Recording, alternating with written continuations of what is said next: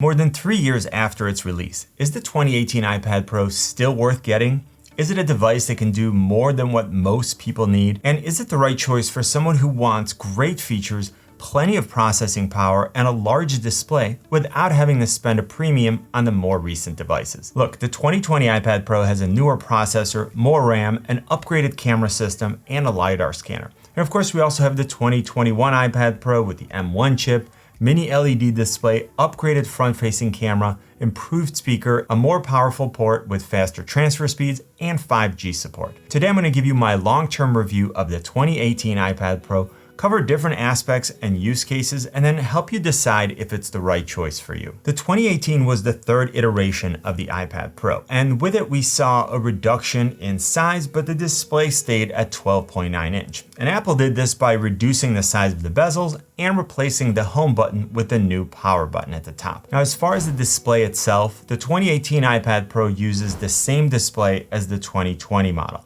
It's a Liquid Retina display with a 2732 by 2048 resolution, 264 pixels per inch, and 600 nits maximum brightness. It also uses Apple's ProMotion, which is their adaptive refresh rate of up to 120 Hz. And this allows the iPad Pro to lower its refresh rate when it's not needed, and therefore save battery life. And when it is beneficial and would provide a more fluid and smooth viewing experience, then it could bump it up to that 120 Hz. Just like the 2020 model, the 2018 display is fully laminated, it has fingerprint resistant coating, has an anti-reflective coating, it's a DCI-P3 display, which is a wider color gamut for a more accurate color reproduction, and it's a true tone display. So all of these features are identical between these two models, and there's really no reason to pay more for the newer version. Now, when we compare it to the 2021 iPad Pro, of course, then there are differences because the new display is a mini LED Liquid Retina XDR display. It comes with smaller dimming zones and a higher contrast ratio, but I'll leave that to the comparison. Now, looking at the design itself, it's the same as the 2020 and the 2021 models. We have squared off, flat edges, rounded corners, and a USB-C port for charging. The only notable difference is that the 2021 12.9-inch iPad Pro is slightly thicker than the other two, but that's really only something you would notice if you have the two models side by side. Looking at transfer speeds, I ran my usual test where I copy a 10 GB file from an SSD, and in this case the SanDisk Extreme Pro. Now, on the 2018 iPad Pro, the transfer took 1 minute and 44 seconds, or 104 seconds. And as a point of reference, on the 2020 iPad Pro, I did the same thing in 47 seconds, and on the 2021 iPad Pro, I did it in 25 seconds. This is an area where you'll want to consider how often you copy files from and to your iPad Pro, and whether the faster transfer speeds are valuable enough to pay for a newer device. Now, moving on to biometric authentication, the 2018 iPad Pro uses the front-facing True Depth camera for Face ID. Just like with the newer models, it's been extremely fast, responsive, and accurate, and I didn't notice any differences. Next, let's talk about the camera and speaker system. The front-facing camera on the 2018 iPad Pro is 7 megapixel with an aperture of f2.2.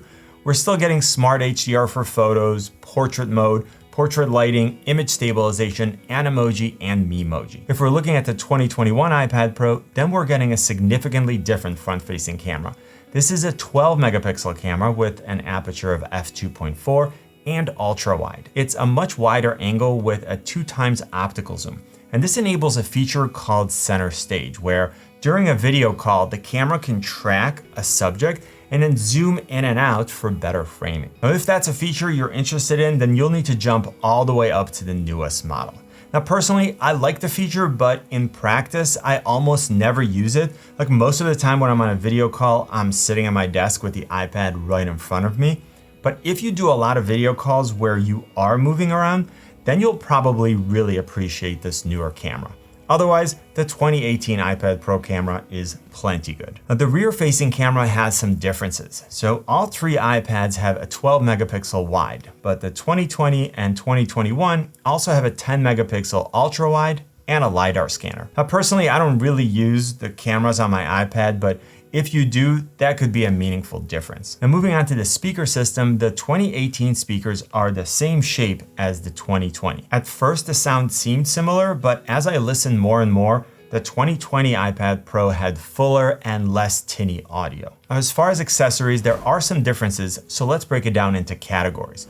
The 2018 iPad Pro is compatible with the original Magic Keyboard and the newer Magic Keyboard designed for the 2021 iPad Pro. It works great with both, and in both cases you're getting a secure fit whether you're using a screen protector or not.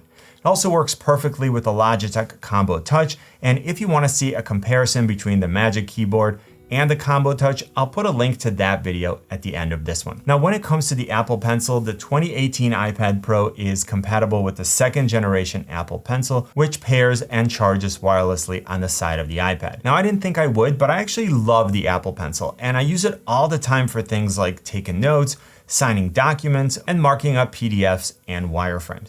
It's also something that I use when I touch up photos in Lightroom. Now, my actual user experience has been very similar to the 2020 and the 2021 models, so this wouldn't be a reason for me to upgrade or to choose the more expensive options. Now next, let's talk about processing power, and this is where you may be a little surprised. So the 2018 iPad Pro is powered by the A12X Bionic chip versus the A12Z on the 2020, and of course the newer M1 chip on the 2021 model. Now, moving to the M1 chip is of course a huge move, but moving to the A12Z on the 2020 iPad Pro, that only adds a single GPU core. So we're looking at 4 GB of RAM on the 2018 versus 6 on the 2020, and a minimum of 8 on the 2021. And of course, if you opt for the 1 or 2 TB version, then you get 16 gigs of RAM. Now I'll get back to RAM in a minute, but first let's talk about processing power. So running Geekbench 5, the 2018 iPad Pro scored 1126 for single core performance,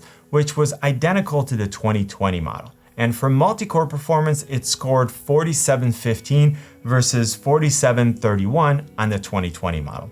Now, this would absolutely not be a reason for me to upgrade. And in real life use, like opening, closing, and switching between apps and using resource-intensive apps like LumaFusion, I really saw no difference in terms of speed and performance. Now, going back to RAM, we know that at this time, a single app is limited to 5 GB of RAM. That's regardless of how much RAM you have available.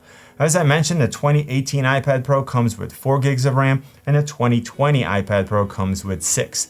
So when I created 2732 by 2048 canvases in Procreate, I was able to get 91 layers on the 2018 model versus 115 on the 2020 model. Now, whether this is a meaningful enough difference will depend on your particular use case, and you shouldn't pay for more performance that you don't plan on using. But if you do need more than 91 layers, then I would look at the 2020 model or even the 2021 model, which had an even higher limit of 145 layers. Now, if you've gotten value from this video, give it a thumbs up. It lets me know what kind of content you like so that I can make more of it. And I still see that over 90% of you are new viewers, so hit that subscribe button. Now, when it comes to multitasking and productivity, the 2018 offers full mouse support, split view, and slide over. So in terms of functionality, the newer models don't offer a significant advantage.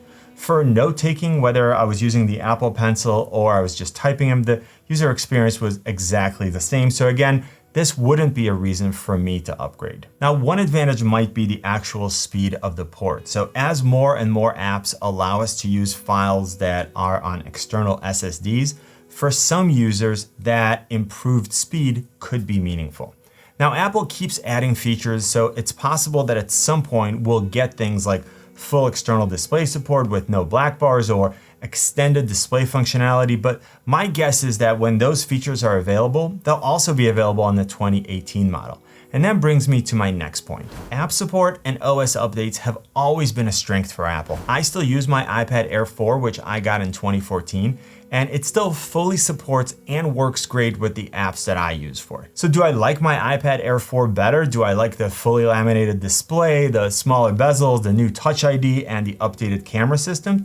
Sure, but that doesn't take away from the fact that I can still use my older device. With the 2018 iPad Pro, if it continues to do everything that you need and it's fully supported, you should always ask yourself, are the features that I'm getting in the newer device going to improve my user experience, save me time, or remove friction from my workflow? If the answer is yes, then that's a reason to upgrade. If the answer is no, then you can still upgrade, but then it's really more of a want than a need. Now let's look at battery life. So just like the 2020 and the 2021 iPad Pro, the 2018 model is rated for 10 hours of Wi-Fi web surfing and 9 hours of cellular data browsing. Now, of course, the 2018 battery is going to be older and you'd expect it to have gone through plenty of charging cycles by now, so some level of degradation in performance is expected. Now, let's say that at this point you're getting 80% capacity. So this choice would come down to how often you use your iPad for a prolonged period of time, and is this difference of, let's just say, 2 hours, is it meaningful enough to you? I always bring a power bank with me if I'm going to be working remotely, and you can always opt for a $99 battery replacement. Personally, I haven't found the battery life to be different enough to justify the cost. As far as cell service, both the 2018 and the 2020 models offer 4G LTE. And only the 2021 iPad Pro supports 5G. I don't buy cellular models of my tablets because I tether off my phone, but if you use a dedicated data plan for your iPad Pro and you have 5G available in your area, then that would be a reason why you may want to look at the 2021 model. And when it comes to gaming, the 2018 iPad Pro works great.